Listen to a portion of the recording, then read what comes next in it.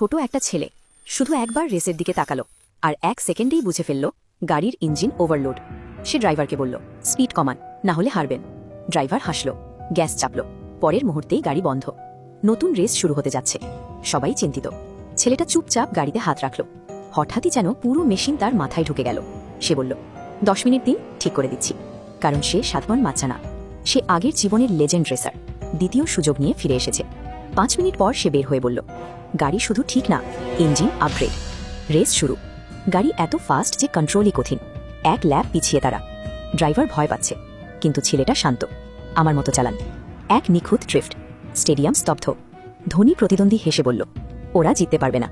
পরের মুহূর্তে টানা 3টে পারফেক্ট ড্রিফট। হাসি মিলিয়ে গেল। হঠাৎ গাড়ি সাইডে থামল। সবাই ভাবল শেষ, কিন্তু না। স্টিয়ারিং ধরল ছেলেটাই।